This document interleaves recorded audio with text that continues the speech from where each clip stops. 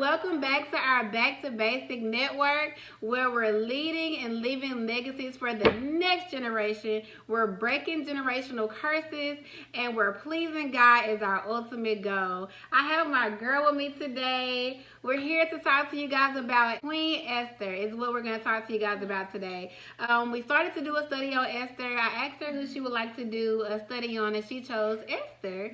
And ironically, the same day she got ready to do her schoolwork, the character in one of her stories was actually Esther. So I believe that was God's way of confirming Esther was the way that we should go. Right? Yes. So we're here to talk to you guys about Esther. We pulled some really, really good things out of Esther. Very juicy stuff. Esther was really, really brave, right? Yes. She was really brave. Her life was in jeopardy. However, she didn't care. She still wanted to do the right thing. Yeah. So we'll get right into it today. We want to give you some context before we get to the juicy stuff. So we're going to go ahead and let Jamala tell you guys a little bit more about it. A very, very, very brave queen. She was not only beautiful on the outside, but she was also beautiful on the inside. Yes. Wasn't she? Yes, Okay. she was. She was exiled from Jerusalem to Babylon. She was a Jew, and she was an orphan. Her parents died, and her relative Mordecai had took her in and raised her as his own. Yes.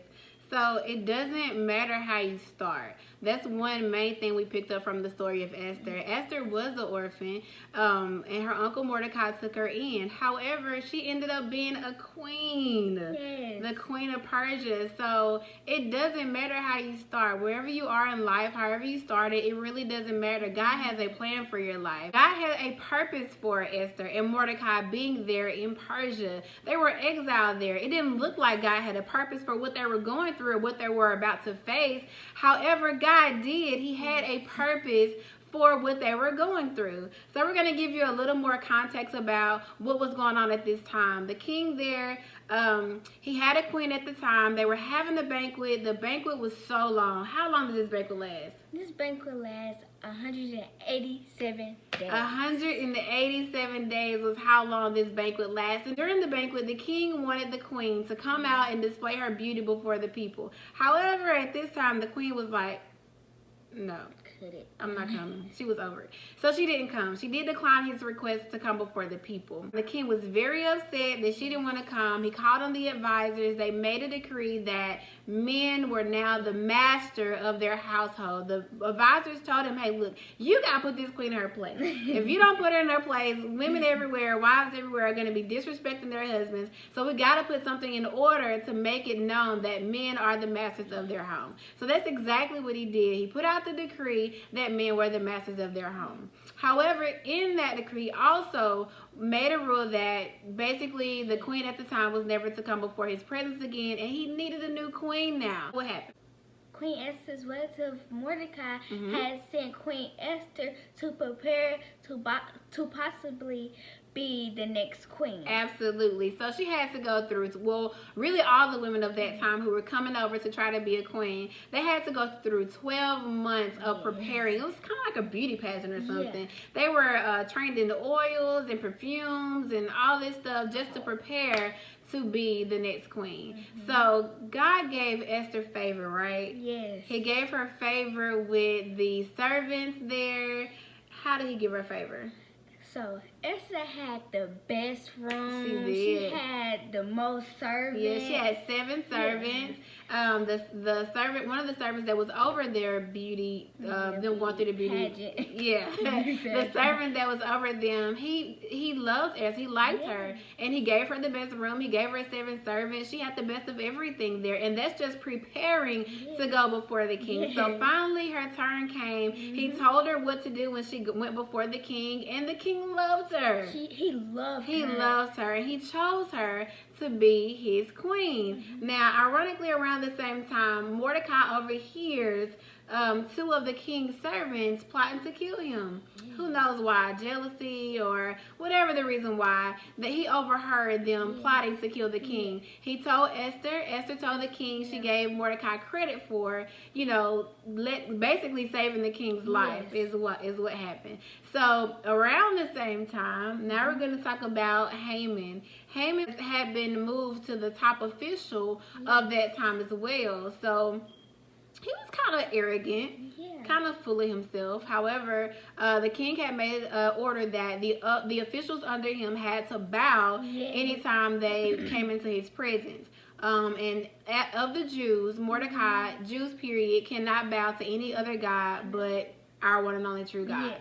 So therefore he didn't bow, and eventually it became a problem. He was like, hey, he's not bowing to me. That's the issue. Instead of him just being grateful for the position that he was in, he wanted to prove a point that, no, I have authority. He wanted to move his weight around, and so he tried to plot for having Mordecai killed. And not only Mordecai, it wasn't good enough for him to just come against Mordecai.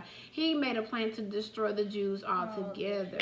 All the Jews. How did that work for him? Everything he planned for Mordecai, every evil thing he planned for Mordecai, it actually backfired on him. And the Jews. Basically what he did was he went before the king maliciously, saying that, you got these foreign people here, they're not going by our rules. They have their own set of rules, and they're not being obedient. We should just do away with them. And that the king agreed at the time. He said, okay, fine, not knowing that his own queen was a Jew. But that was part of God's plan as well. God always has a plan.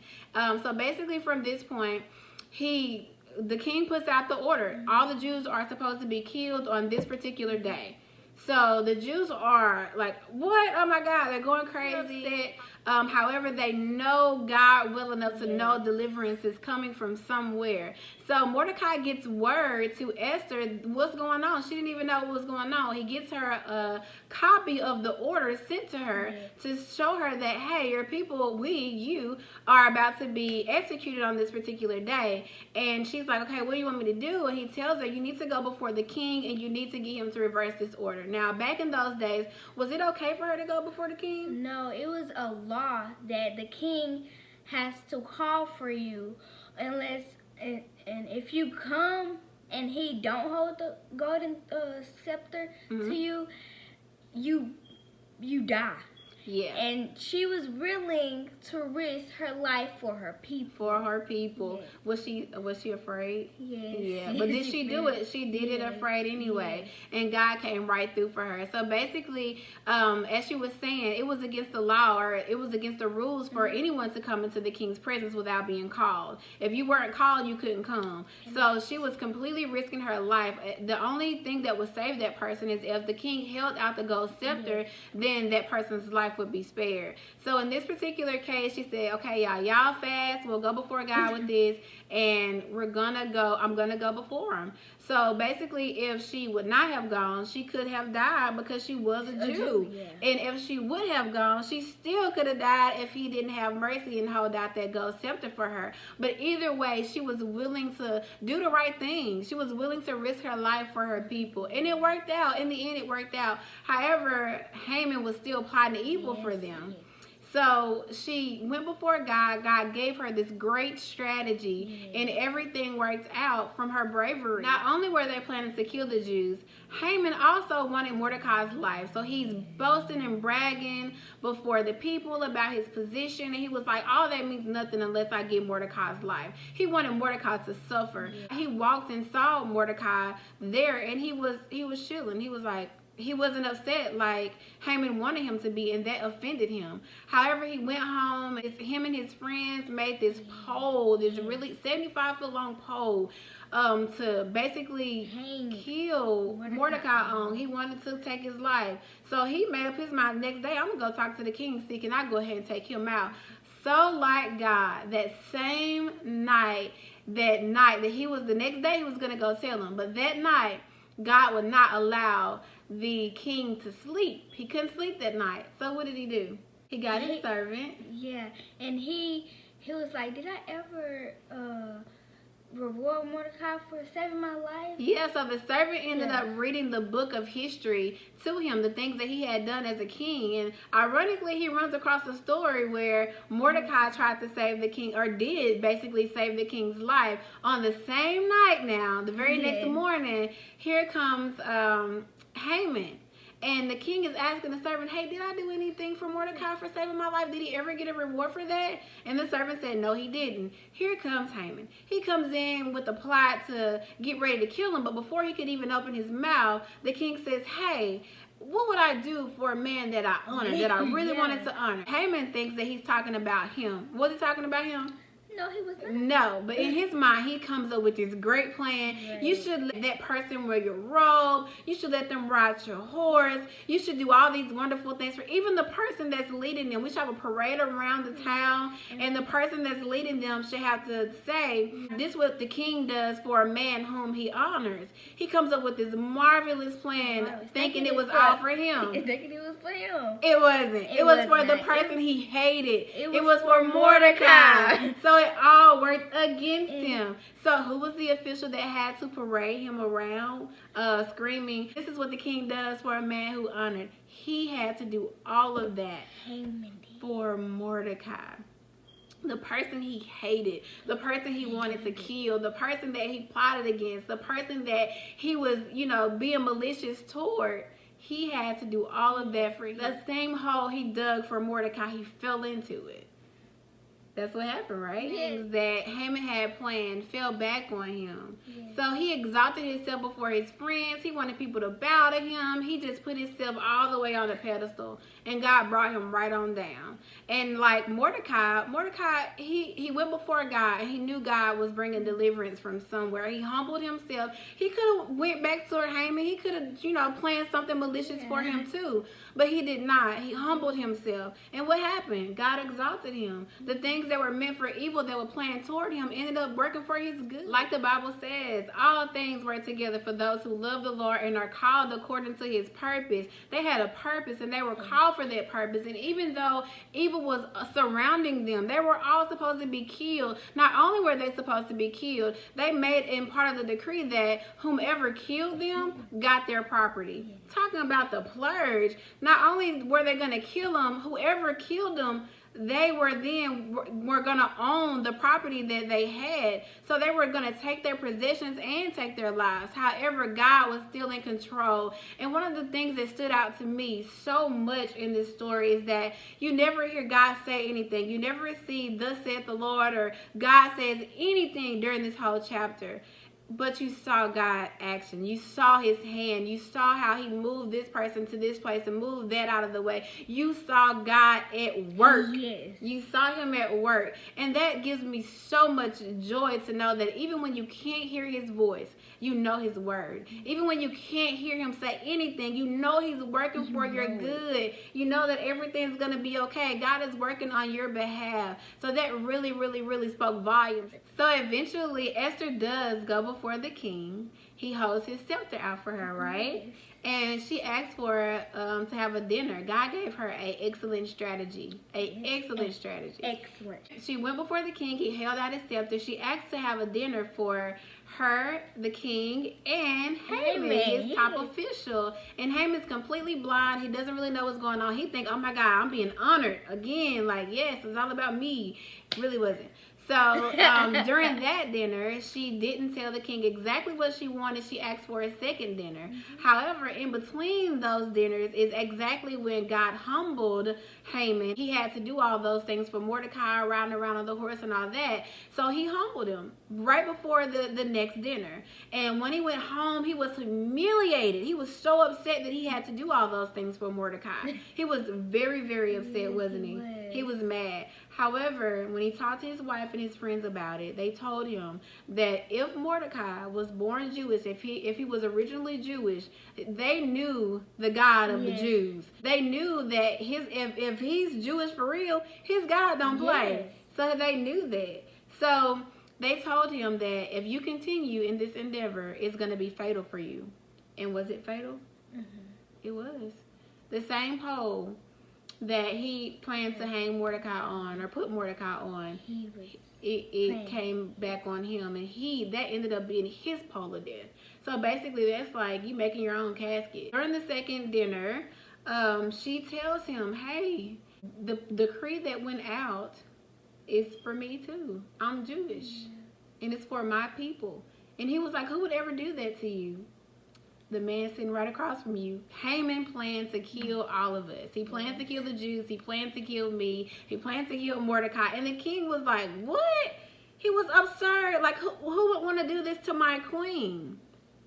So he became very upset. He was very, very upset. And basically one of his servants came to him and told him about the pole that he was planning on putting Mordecai on. He said, put him on it. I want y'all to put him on it. And then they said, well, what else can we do? And she told him, like, the decree that went out is still out. We're still supposed to be killed on this day. He said, well, listen, do whatever you decide to do. Whatever decree you want to put in place for this, put it in place. However, what I decreed before, I can't take it back. So you guys are going to have to figure something out. And that's exactly what Mordecai did. They put out a decree that the Jews would be able to come together and fight for themselves. Yeah. How did that work out? It worked out perfectly fine. It worked out good for the Jews. What happened? So the Jews ended up winning on that particular day. And not only did they have one day, Esther asked for 2 days. We're going to do it again. Ooh. So they went forth and they killed the people of that province. They really went in on them. It's exactly what they did. It worked out for their good, and they became known. Mordecai ended up moving up to prime minister. Yeah, like he was at the top, way up there. Yeah, so it worked out for him. He had influence there. He had influence in other areas there, and he continuously fought for his people. God wins, and the whole moral of it all is, the battle was never theirs. It was never Mordecai's. It was never Esther's. It was never, Haman's. God was still in control. And when people do malicious things to us, when they plan evil for us, it's not our job to fight back. It's not our job to do these malicious things to our people. When people are mean to us, do we be mean to them? No. Why? Because the battle isn't ours. It's God. It's God's battle. That's right. I love it. Look at you. The battle belongs to the Lord. The entire time, God was moving people and putting them in the right position so that his glory could shine. You don't mess with God's people. That's not what you want to do, right? But is it our job to be mean? Is it our job to be malicious toward people? Absolutely not. It's our job to pray and call on the Lord, allow him to give us strategies against the enemy, and allow him to fight for us. Greater is he that is in us than he that is in this world. The world may have evil intentions. However, we're God's children. We have authority. We have dominion here. Our daddy's still in control. Ain't that right? Exactly. So that's what we wanted to tell you guys today. Be encouraged. Have courage just like Esther. Be brave. Be courageous. Knowing that God is going to fight for you. Right? Right. Do you have anything else you want to tell the people before we go? I just want to tell you guys to stay strong and know where you come from. Just represent the Lord how he wants you to represent. Absolutely. We're ambassadors. Yes, we're ambassadors of Christ. Yes, we represent him wherever we go. So when we're faced with evil, when people are trying to be mean to us and do us wrong, we don't do those things back to them. We hold up our banner and we represent God well. Well, that's all we have for you guys today. We appreciate you watching. And until next time, remember to get back to the basics. Bye.